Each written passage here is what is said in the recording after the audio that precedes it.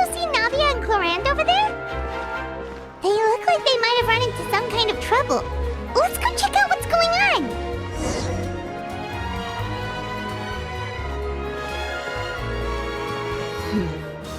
Still no dice? Not at all. And I've asked pretty much everyone in the Court of Fontaine already. Lynette's ears drooped as soon as she heard that we'd have to be out and about for days on end. And Fremine, he hid himself under his helmet as soon as he realized there'd be people around that he didn't know. What about Chiori and Charlotte? I feel like both of them would be more than up to it. I've asked them already, but they're both pretty busy right now. I just gave the members of the Spina a few days off, too, so I don't want to bother them either. This is getting pretty difficult. Navia, Clorinde, what's up? Oh my. Well, if it isn't my dear partners. How are you all doing? Navia? Huh? Oh, you mean...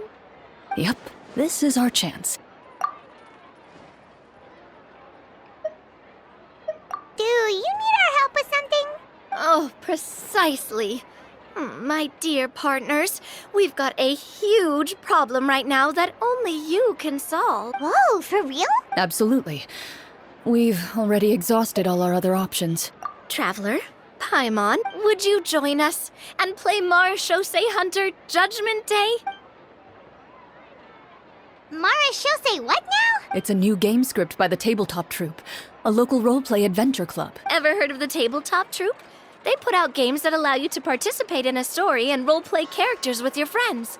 Oh, I've loved their stuff ever since I was a kid. That sounds super interesting. Clorinde and I are both veteran members of the club. Recently, someone came up with a new script and was looking for people to help playtest it for them. And when they asked, of course I couldn't refuse. I mean, come on! A brand new script? Nobody has ever played it before. Generally speaking, scripts at that level of development have a lot of issues, but I think this one is pretty solid. The author obviously put a lot of work into the story, and the world building is also quite credible. Whoa. I know I was the one that handed you the script, but some of us haven't read it yet. No spoilers, please. Anyway, the script calls for a team of 4. Yes. We're missing one final player right now.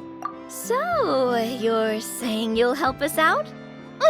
I knew I could count on you, partner. Paimon and the Traveler are kind of a package deal. Is that okay? That's not a problem. I'll adjust the pace based on the actual number of players, and ensure that everyone has a good time. Well, Traveler, what do you think? Wanna play? Paimon will follow your lead. Well, that solves our problem. You have our thanks. Woohoo! I'll go grab the script manager from the club right away. The script manager? Didn't you just say that you gave Clorinde the script? The club introduced a completely new kind of gameplay for the script. In this iteration, the Game Master's version of the script is incomplete. The script manager provides the next part of the script only after players have completed the current list of objectives. On top of that, in order to increase player immersion, the club has created some of the story's sets and scenes in real life. We'll only know where we should go once the script manager reveals the starting location. Wow, you're right. Whoever wrote this script really did put in a lot of work. And it's got a real healthy amount of suspense, right? I mean, even the GM doesn't know how the story will end. I look forward to experiencing it with you all. Why don't you go meet up with the others first? They should all be waiting at Chioria Boutique. I'll come over with the script manager as soon as I find them. Sounds good. Remember to always watch where you're going, and don't rush. You say that like I'm 6 years old or something. Let me think. What kind of character should I play this time? I just hope you'll pick up some useful skills this time. Oh, and stop trying to persuade every animal you come across.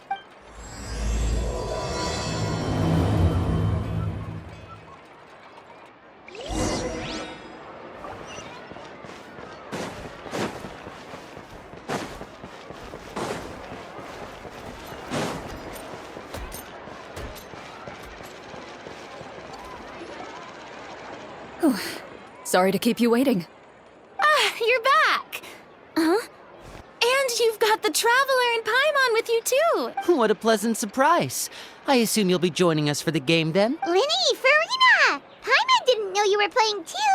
Are you also members of the tabletop troupe? I'm more of a casual member, if anything. I haven't taken part in many formal club activities. Lynette Fremine and I play something similar at the Hotel Bouffe Tété sometimes, but I'm usually the GM. Still, I'm sure it'll be fun being a player for the first time. I'm looking forward to it. Well, I'm not a member of the club at all. Clorinde simply woke me up first thing this morning, said there was a good script worth experiencing, and asked if I wanted in. If you're interested, I can give you a referral. That should give you a 40% discount on membership fees. I think I'll wait to see how this experience plays out first, especially when it comes to the quality of the script. If it's sufficiently fun, then I'll join. Do you participate in a lot of tabletop troupe activities, Clorinde? You could say that. She's actually one of the few senior game masters of the troupe. Right. I knew about that even when she was still my subordinate. It's nothing. Really, just a small hobby of mine. Wow.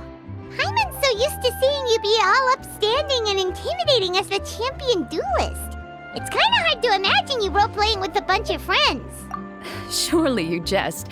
I would never intentionally make things difficult for my players. I maintain a clear boundary between my professional and personal lives. The me you see at court represents the law and order of Fontaine. I put all personal feelings to the side and grant a fair duel to all who seek to defend their honor. But in my personal life, I'm just an ordinary person. Someone who feels anger and sadness, just like everyone else. Well, you say that, but for all the time I've known you, I don't think I've ever seen you cry. I've seen you get angry, sure, but now I'm wondering whether you were actually mad or if it just looked that way from the outside. I was probably in work mode during those times. Is that so? Well, in any case, I just feel like even in your personal life, you don't get emotional very often. So you want to see me cry? That might be a little difficult. A show of anger, though, that might be something I could accomplish. No, that's not what I meant.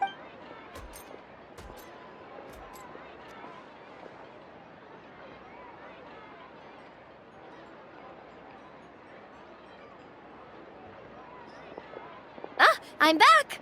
Here, allow me to introduce you to the script manager, Mr. Florian. Pleasure to meet you all. Hello.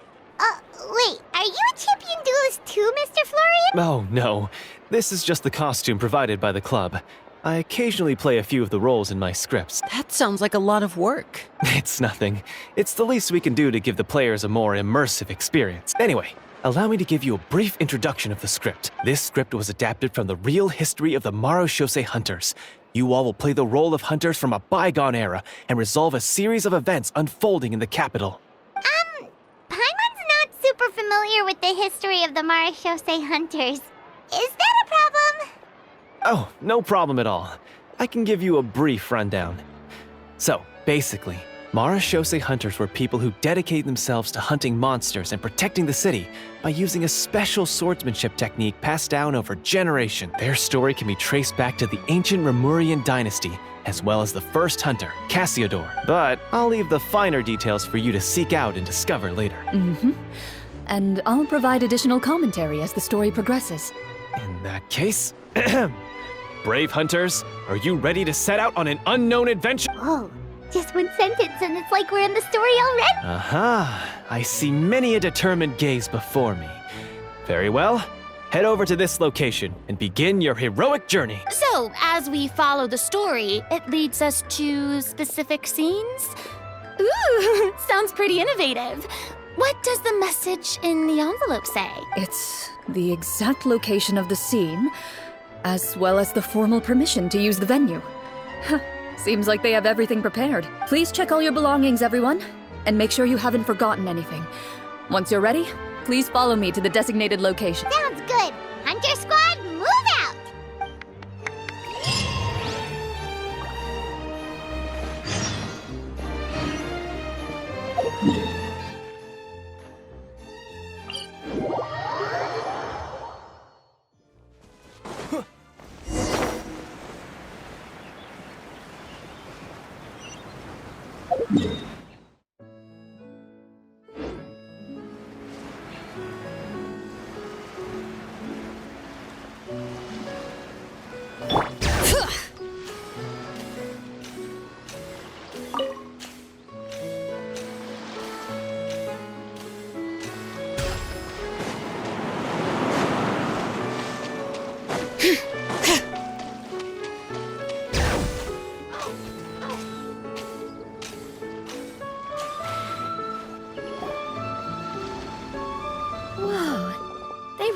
have thought of everything. Even the Fatometer is here and ready to go for us. The Fatometer? What's that? It's a card that's used to determine action success or failure. We'll need to use it when we try to use certain skills. And what about all the dessert and tea? Is that for us as well? That's what the message said. Oh, really? That's so nice. It feels just like a tea party with friends. Those snacks have Paimon's name written all over them. I think you might be more of a snack hunter than a Marashose hunter, Paimon. Snack Hunter Paimon reported for duty. If there are delicious snacks to be found, Paimon will track down every last one. The desserts are great. But I'm still looking forward to the story more than anything. Very fair. Then, let us begin. First, please pick up the blank character cards in front of you and write down your name and profession. You can find an abbreviated version of the rules printed on the back of your character card. If you have any questions, feel free to ask me. In this story, everyone is a Marashose hunter. To reflect this, the club has prepared a small badge for everyone. Ooh, nice. As hunters, you have proficiency in swordsmanship and fighting by default, so there's no need to allocate any additional skill points to those areas. Swordsmanship? So there's a fighting part to all of this? Paimon's not sure she can do all that on her own. Maybe Paimon can just stick with you? Why don't you share a character card then? The Traveler will be the Marashose hunter, and you can be his little floating assistant. Kinda like in real life. So, for the name, do I fill it out with the name of my character? Yep. It can be any name you like. You can use your real name too if you want. I do that whenever I get too lazy to think of a new name. Oh, so it would be like experiencing a different life, but still as yourself. That's not a bad idea. In that case, I think I'll continue to use the name Linny then. Next up is the skill sheet. You have a limited amount of skill points that you can use to learn a number of skills. The more points you invest in a particular skill, the easier it will be to pass associated checks. I'll take persuasion and investigation. Those are must-haves when it comes to missions like these. Oh, those skills sound like they'd be useful for gathering intelligence. Good idea, Navia. Just as expected of a veteran player. So, should we also take those skills then? Not necessarily. Since we're working together as a team, we could leave the negotiations to Navia and use our skill points to pick up other useful skills. For example, I think I'll take stealth and sleight of hand. That will give us more options if we run into any situations we can't negotiate our way out of. Oh, interesting. I wasn't thinking about it like that. I suppose it's not so different from an acting troupe. Everyone has their own role to play. Let me see. I'll take art and performance. I'm not quite sure what use they'll be, but I'm not as knowledgeable about the other skills, and I am not too confident I'd be able to roleplay them well. Well, that leaves us. What do you want to learn, Traveler? Oh, something that'll help you get a read on other people's thoughts. Sounds useful. Ooh, so you want to help people when they're injured. That's nice of you.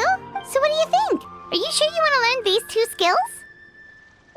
Sure, what do you want to learn?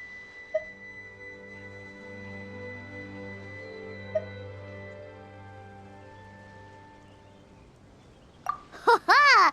Gotta say, this suits you really well. Nothing boosts morale like good food.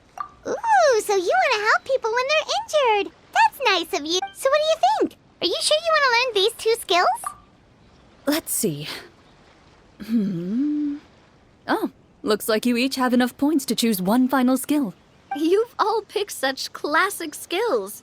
It's fine to go a little bit out of the box, you know. Why do I get the feeling she's getting ready to cause trouble? For example, this one here. Summon.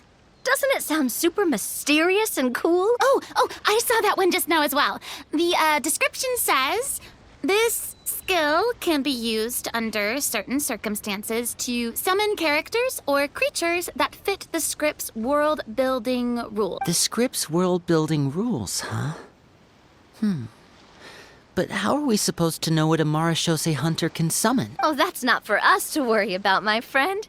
Just learn the skills that interest you, and the GM will take care of the rest. All right, you've convinced Paimon. Let's learn summon then. Paimon can't wait to see what kind of thing shows up. Well, now that everyone's more or less finished creating their characters, we can begin. Since 2 of our players are doing this for the first time, though, let me ask. Would you like to play on easy mode or authentic mode?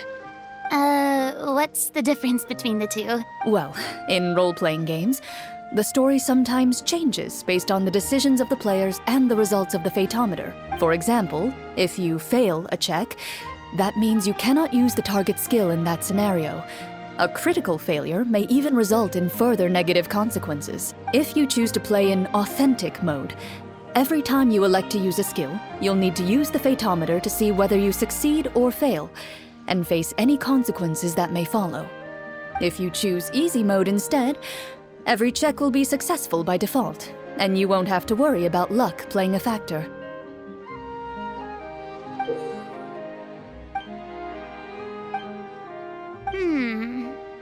Given that I'd like to focus on the story, I suppose I should pick easy mode.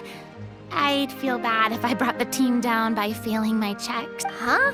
Oh, come on. Don't worry about that. RNG is the lifeblood of role-playing games.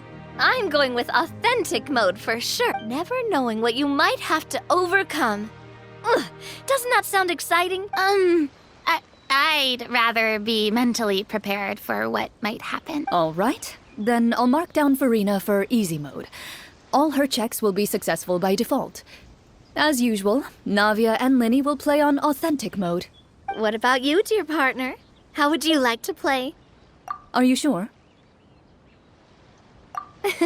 Trust me, you'll see the beauty of RNG. Honestly, I don't think Clorinde would make things too difficult for us, no matter what the Fatometer says. Isn't that right, Clorinde? No promises. That wasn't super reassuring. Well, anyway, enough talk. Let's get started. I want to experience at least a good chunk of the story today. Speaking of the story, why is the beginning scene on a beach? Well, that's because a long time ago, back when human civilization was still in its infancy, powerful demons and evil sorcerers ruled over the land. They created a host of monsters and sent them to slaughter all humans in existence. Soon, a group of human rebels banded together. With their swords raised, they swore to brave the darkness, and in doing so, subdue each and every monster that sought their destruction. They became known as the Marashose Hunters.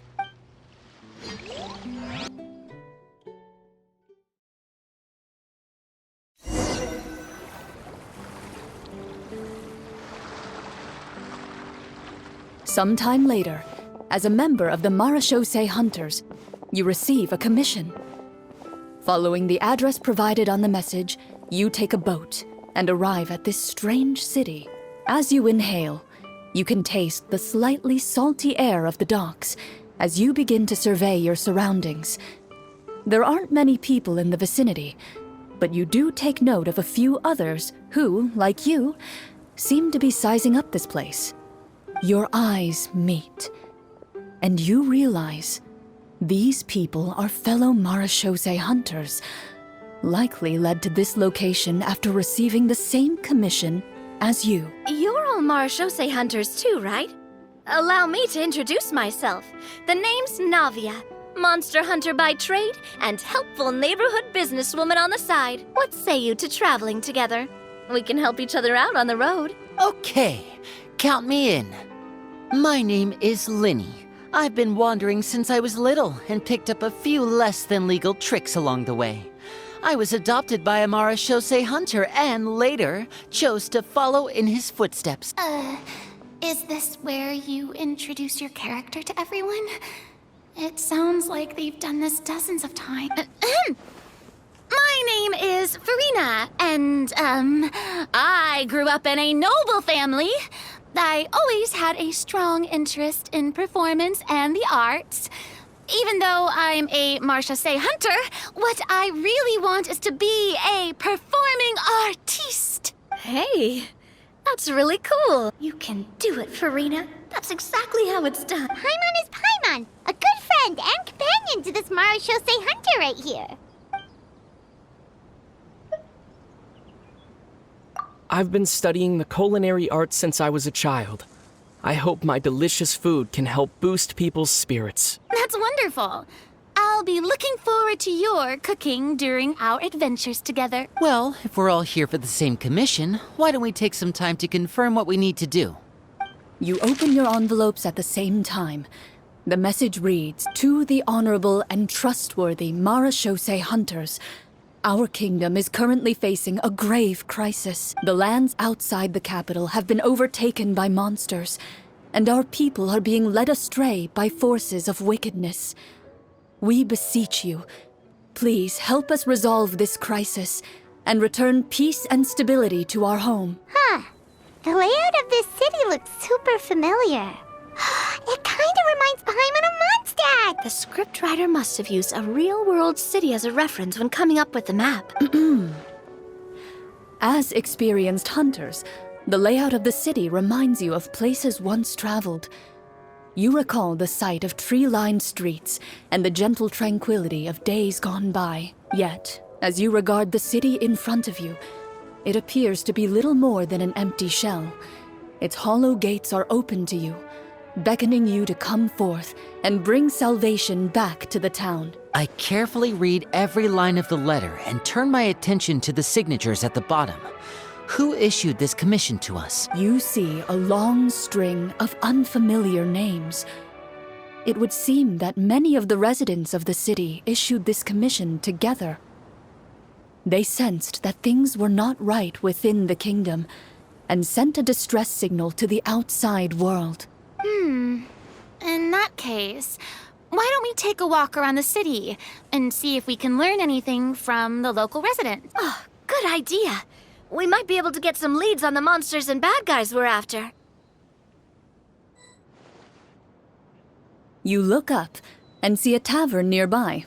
It appears to be open for the day. Why don't we go check out that tavern? If the novels I've read are anything to go by, taverns are usually full of information.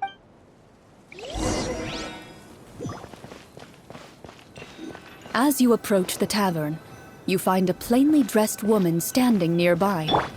She appears to be rather troubled about something.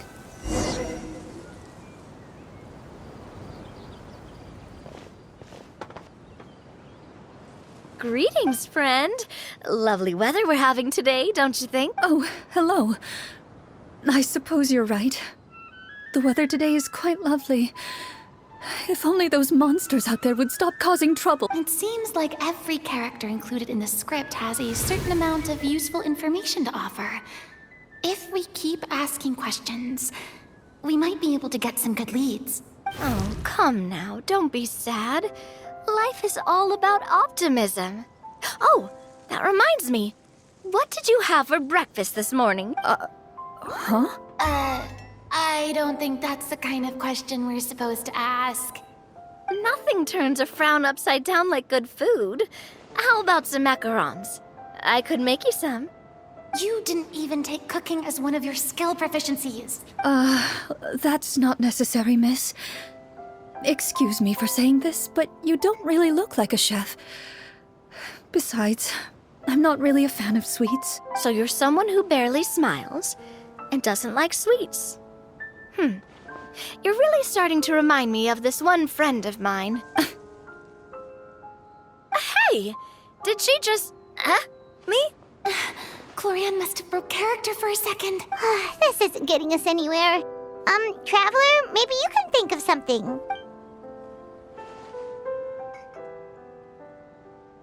Are you sure? In that case, please refer to the fatometer.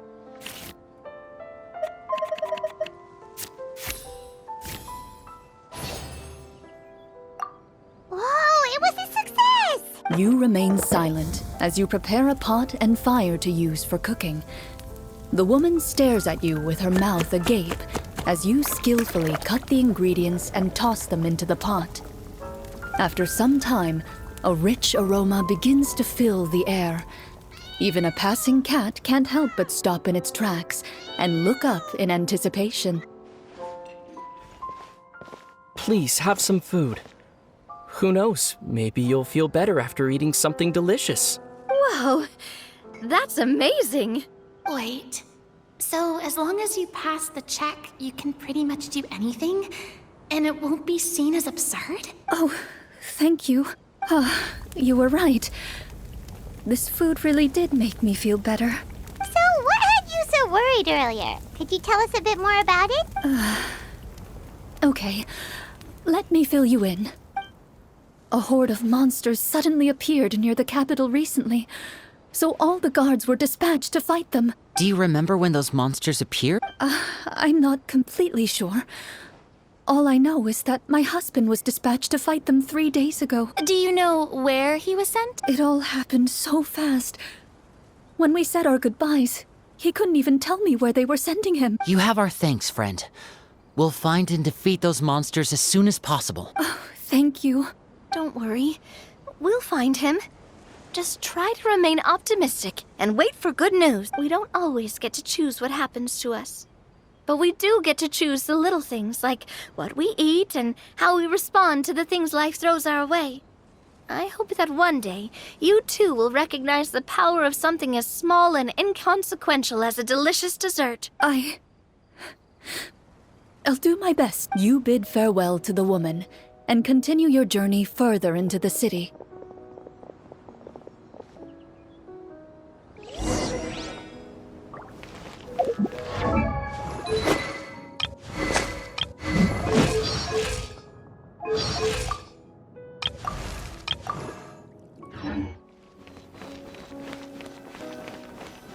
As you venture further into the city, the streets appear largely empty. An elderly woman walks past. You see her shake her head as she puts away her wrinkled wallet. A nearby merchant folds his arms and gives you a disdainful look.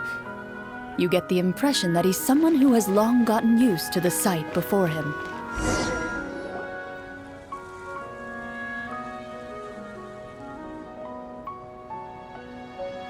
Although he doesn't seem very friendly, merchants are usually a good source of information, right? Pardon me, sir. I'd like to ask a question if I may. That depends. How much are you willing to pay? How about this much? What do you take me for? Some lowly beggar?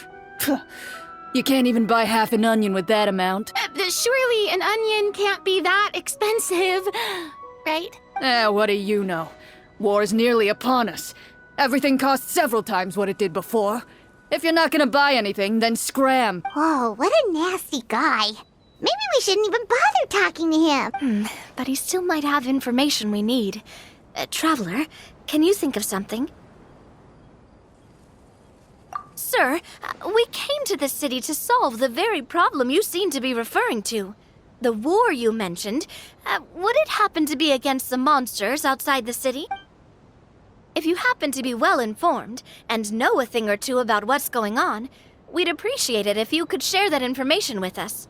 After all, the sooner this problem gets resolved, the easier it will be for you to do your business.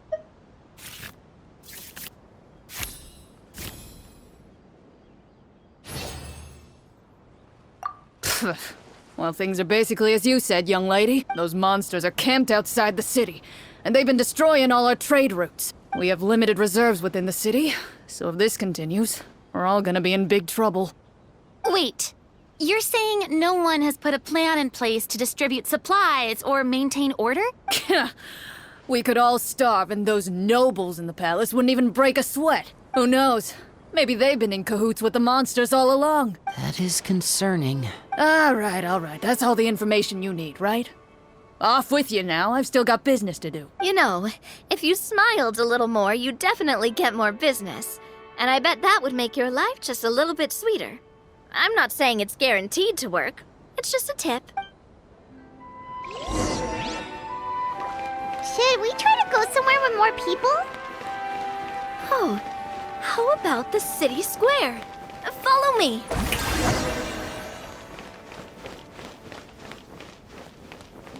Before you lies the city's central square. You see a man with a slightly anxious look on his face, pacing back and forth, his head hanging low. He doesn't seem to notice your approach. Still immersed in his own thoughts, he shakes his head and lets out a long sigh. This guy seems promising enough. Maybe I can get some information out of him. Hello, sir. Is there anything I can do to help you? Wait, you're... Oh, dear goodness! You're a Marashose hunter! You recognize us?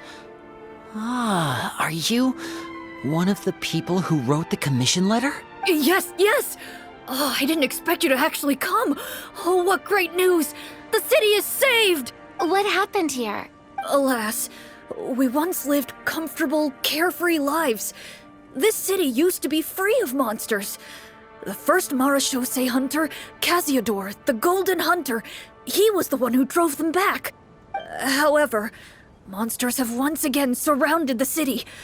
Perhaps the seal that kept them at bay has lost its power. Or perhaps an evil sorcerer has been meddling in our affairs. All I know for sure is that their return has stripped this city of any chance at peace. Are there not enough soldiers to drive them out? It's not a question of numbers. The guards simply have no idea how to deal with them. Most people my age have never even seen one of the monsters, much less been trained to fight against them. What's worse, many of us don't even know the history of the Marashose hunters anymore. When I was a child, though, my grandfather would tell me stories about how the Marashose hunters drove back the monsters.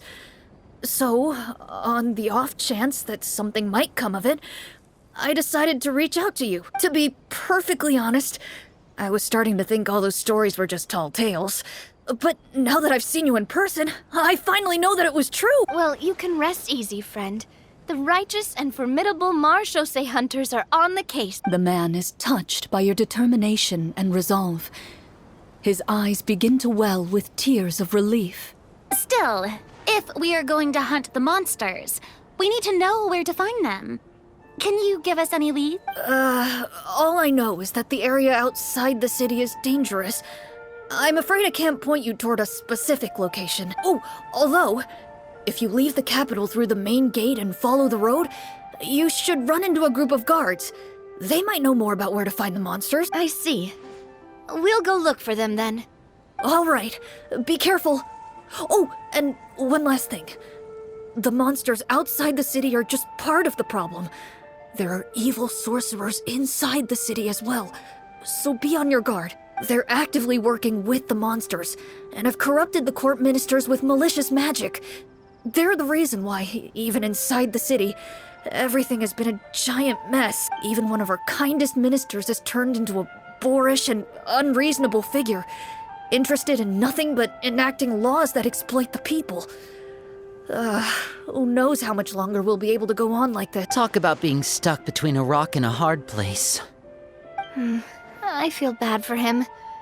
Maybe we should try to cheer him up? Like, now? Is this really the right time? I appreciate your kindness, but for now, it's more important to focus on the crisis at hand. Brave hunters, I leave the future of this kingdom to you.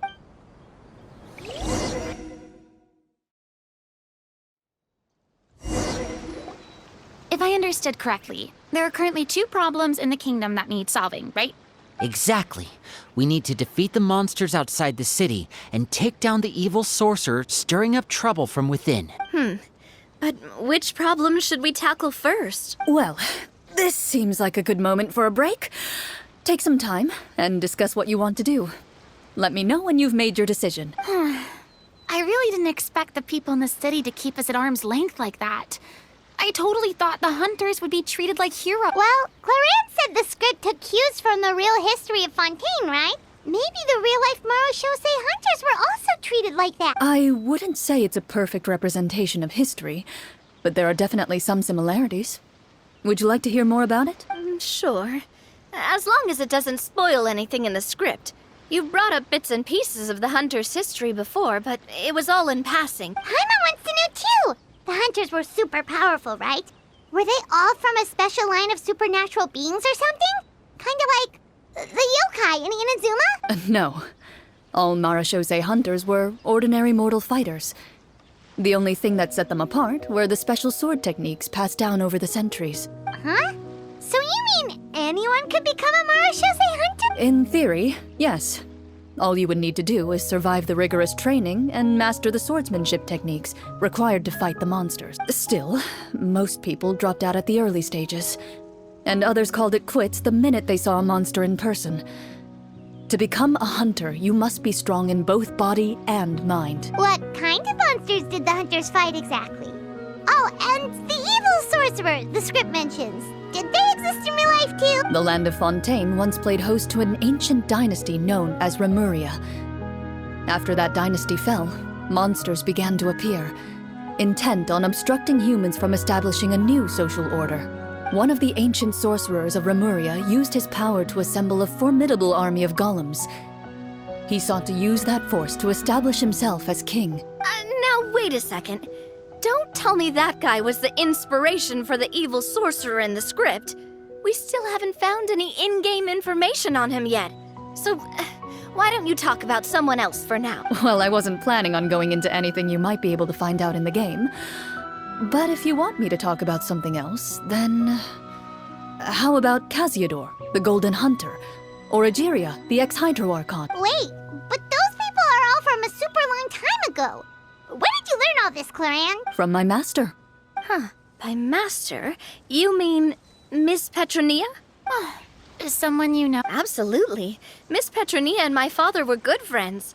Back in the day, she would often bring Clorinde over to play, but then... Let's not get off topic.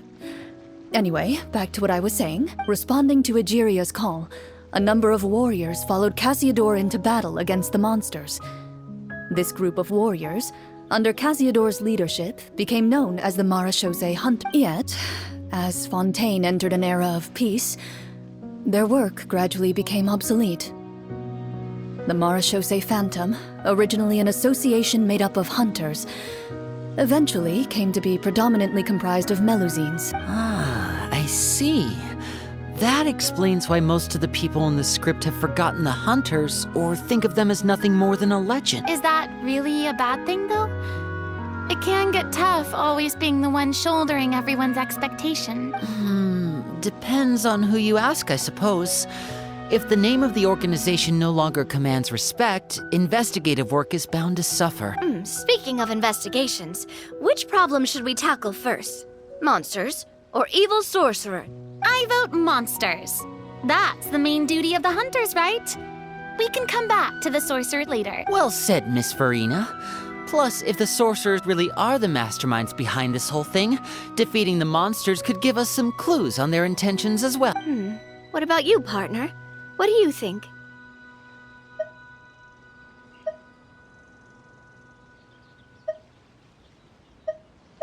I mean, you're not wrong. But those characters are usually the ones pulling the strings behind the scenes. More often than not, they're very formidable opponents. Going after them now might be jumping the gun a little bit. We don't want a total party kill on the first day, right? With Clorinde as the GM, I wouldn't rule out the possibility. Then it's settled. Let's go hunt some monsters. All right. After some discussion, you decide to turn around and head out of the city.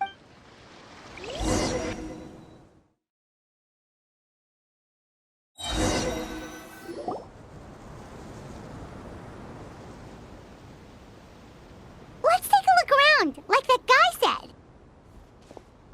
You there! Outsiders, halt! Who's there? An armored man approaches you. He has a tall, muscular build and a determined expression in his eyes. Just one look, and you can tell he's fought in his fair share of battles. Although he's trying his best to conceal his current state, his uneven gait and the sweat dripping down his forehead make it obvious that he's been wounded and is in serious pain. I'm the captain of the guard. I saw you sneaking around the city earlier, so I'll only ask this once. State your purpose, or it's off to the dungeons for the lot of you. Wow, it's been a while since someone's been this suspicious of us. I said talk, not whisper between yourselves. Have you ever heard of the Marchese Hunters? Marachose hunters? Ha! That fairy tale, you mean?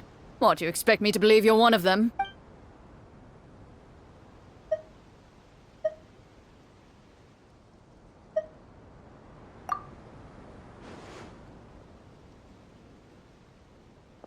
Sir, we were indeed in the city earlier, but our purpose was only to gather information on the monsters.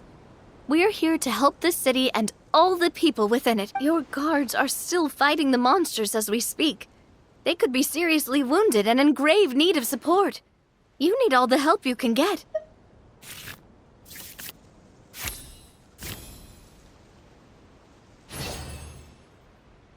The man regards you with doubt and concern. After a period of inner struggle, he lets out a long sigh and informs you of the locations where the monsters have appeared. Those monsters aren't easy to deal with, but if you insist on going, I won't stop you either. I just hope all the guards will be able to come back to their families alive. I wish you the best of luck. Based on what the captain said, the monster should be right up ahead. Let's go. Hopefully we're not too late. As you approach the battlefield, you see numerous people lying by the side of the road. They appear to be dressed like guards. Their faces are filled with desperation and terror. Some are screaming and cursing in vain, as if still trying to banish the monstrosities they saw from their minds.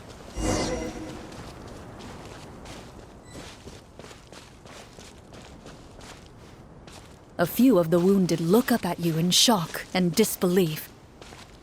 "Quick, leave this place! Turn around and don't look back!" they yell.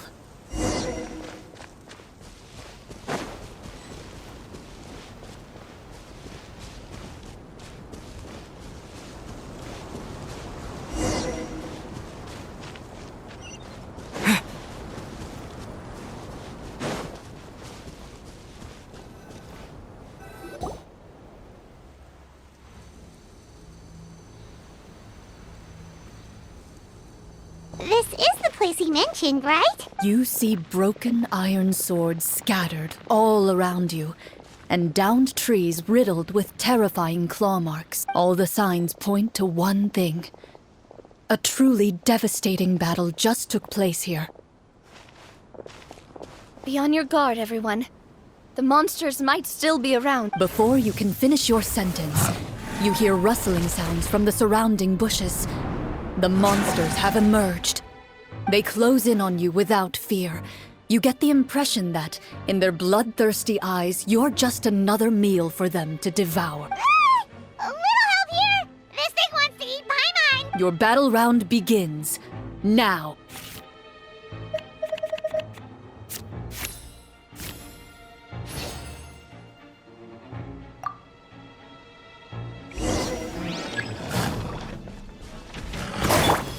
And voila! Let's get this show on the road!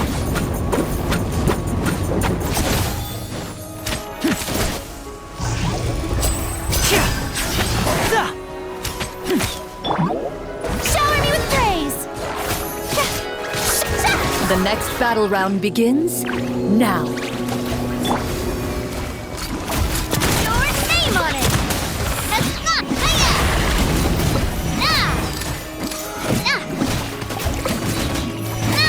Watch out! The monsters let out a terrifying roar of anger and resentment before dissipating into thin air. Thank goodness it's over. We're lucky the Marachose Hunter class came with all those preset skill points. Otherwise, we would have been in some real trouble. I never knew the Fatometer even determines the amount of damage you inflict. If you get unlucky, isn't it just game over right then and there? That's part of the fun. The uncertainty of fate is what gives these games their appeal. Just as you begin to celebrate your victory, a suspicious lump on the ground catches your attention. A suspicious lump? Wait, could it be the thing that appears after every battle? I walk up to it, crouch down, and begin to carefully examine it. I've still got my right glove on, so it should be fine for me to touch it, right? As you investigate the mound, you discover that the exposed portion appears to be made of wood. It was previously obscured by the large form of the monster. With the monsters gone, the small protrusion now awaits your discovery, poking out of the ground like a shy flower bud. Whoa, it's a treasure chest!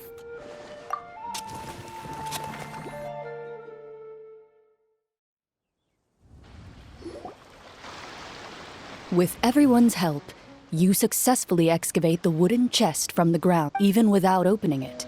You can tell from the mora and jewels scattered around the chest that it must contain quite the fortune. Makes sense. We worked hard for this. Let's open it and we can share what's inside. I can understand your excitement, Paimon, but think about it. Doesn't it seem like there are people out there who need this treasure more than us? Yeah. Think about all the people suffering in the capital. Or all those guards who got hurt fighting the monsters. Wouldn't it be better if we gave the treasure to them? Wait, is that how it works? Paimon thought since we were the ones to dig it up, we could just take it for ourselves. Well, let's put it this way. Any decision you make during a role-playing game can impact the future course of the story. But would the people really believe us? It's hard enough for us to prove we're Marchese hunters. What if they think we procured the treasure illegally? They might get even more suspicious of us. That's definitely something we should consider. Maybe we can come up with an explanation in advance. Well, if donating it could cause that much trouble, why don't we use it to buy some gear and fill up on good food? Then we'll be ready to fight even more bad guys. Looks like you're facing a difficult choice once again. Well, it's getting late. Why don't we call it a day for now? Wow! Where did the time go? I'm not sure if it's because I'm having so much fun with you all or because the story is particularly enticing, but I feel like I could almost keep going. Here, here. Ooh, how about we play through the night? I'm not sure I'll have enough energy for that. Yeah, that won't work for me either. Lynette will give me an earful if I get home too late. I understand how you feel, Navia, but we have to change venues for the next part of the story anyway. Huh? Another location? Mm-hmm. There's a special note for the GM at the end of this section that says to proceed to an indoor set for the next part of the script. Whoa, they really pulled out all the stops for this new script. Well, even if we end the game for the day, we can still stay a little longer and hear Clorinde finish her story, right? Paimon wants to hear more about the history of the hunters. Something tells me you just want to finish the free desserts before we break for the day. That's just a coincidence, okay? Besides, to Paimon, not finishing free food feels even worse than having to buy her own. And anyway, Paimon really does want to hear more about Clorinde's master. Well, It's nothing. I appreciate the concern, but it's all in the past. It won't do any harm to share these things now.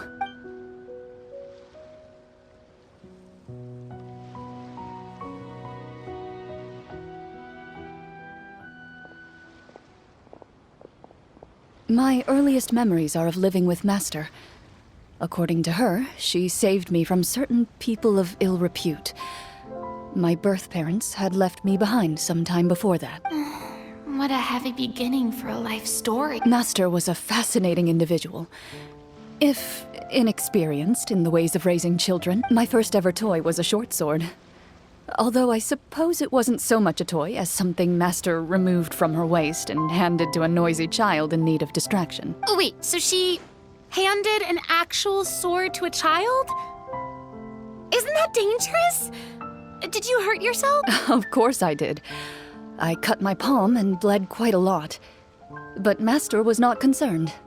She just stood there and casually lectured me about it. See? That's what you get for not holding the sword properly, she told me. She then crouched down next to me and said, "Give me your hand. I'll teach you to bandage this wound."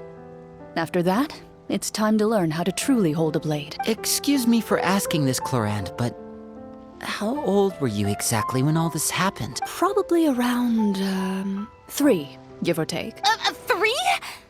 Isn't that when most kids are still struggling to hold a fork? As I said, Master was rather inexperienced in the ways of raising children. She believed trial and error was the best way to teach a child what they're capable of. I'm not so sure this is a question of experience. I didn't see anything wrong with her ways at the time. And anyway, children don't get to choose how they're raised. Oh, she did bring me back a pet from Liyue once. It was a Geovishap hatchling. A Geovishap hatchling? For a pet? That seems even more dangerous. What she said was this: make sure to get along, you two. If you really can't agree on something, just settle it with a fight. Whoever loses is the real pet. And how old were you when this happened? 5. Well, did she win? No, I lost. So you're saying you actually became the Geovishap's pet? Yes, but only for a week.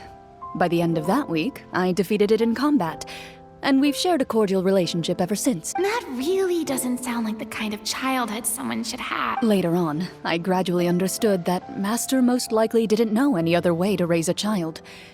She was a Marachose hunter, but I never heard her bring up her own parent. Thanks to her, I learned how to navigate the forest by the age of 6, and could hunt monsters in the wild by myself the year after that. Even though the training she subjected me to was strict, she always made sure to take me traveling when she had the time. We met many of her friends during those days. That was also how I met Mr. Callis and his family. I still remember the first time we met. You were too scared to join our picnic and hid behind Ms. Petronia the whole time. I still hadn't really met many children my age at that time, so I didn't know how to interact with others. After that, though, you started coming over a lot.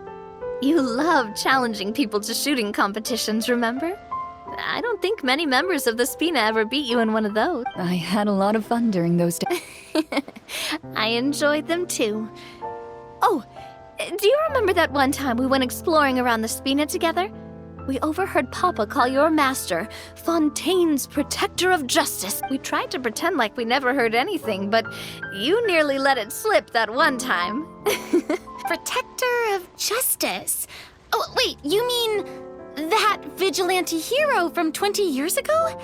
The one who was always active at night? Yep, that would be her. She often would put on a black cloak and go out at night.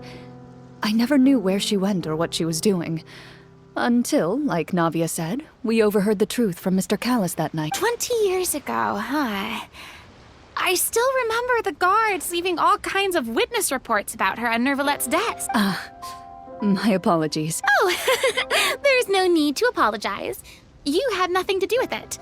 And anyway, everything she did was for a good cause. Although, calling herself the Protector of Order was a bit much. Especially when she deliberately operated outside the law. Huh?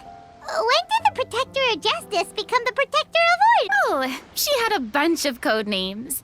I heard she would just come up with a name on the spot whenever she was asked. Later on, she probably got sick of answering those questions and decided to stick to just 2. The Protector of Justice and the Protector of Order. That sounds like her, all right.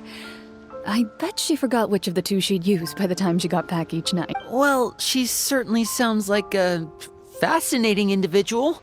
With her strong sense of justice, it's no surprise her student followed in her footsteps. It's true. I always wanted to become like her.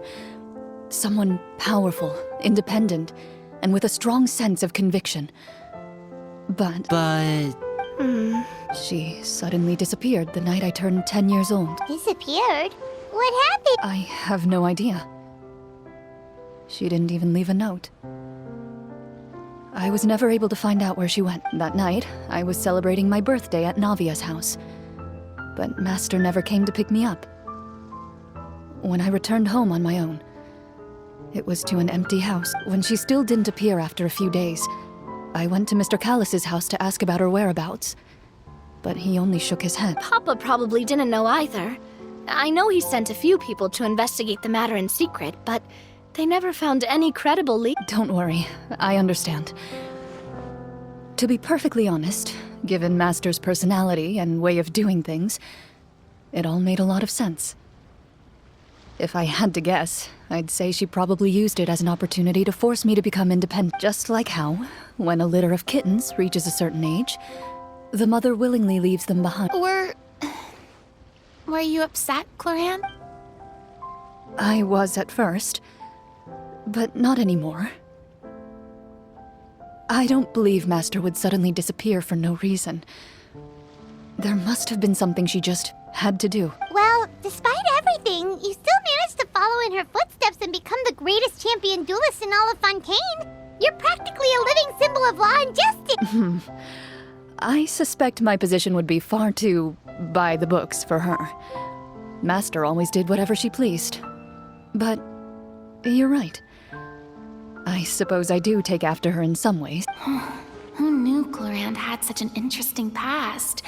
I never had the chance to ask her about it before. And I wonder, if Clorinde's master were the champion duelist back then, would that duel against Mr. Callus have gone differently? Oh no. Judging by the atmosphere, Clorinde and Navia are probably thinking something similar. The mood just got super awkward all of a sudden. Well, anyway. Would you look at the time? It's getting dark, so we should probably call it a day for real this time. If we keep talking like this, we really will be here all night. I had a great time today, Miss Clorinde. Thank you for being our GM. Anytime. The script was good, but I've got to say, your childhood stories were even better. Hey, you should tell us more about that fight against the Geo-Bishop sometime. Maybe your master was onto something. You could be right. What does she mean, onto something? I certainly don't know any 5-year-olds who want to fight a bishop in their spare time. Guess I'll head back as well. I need to save my energy if I want to continue enjoying the story tomorrow. You're that excited to hear about my fight with the bishop? I was talking about the script.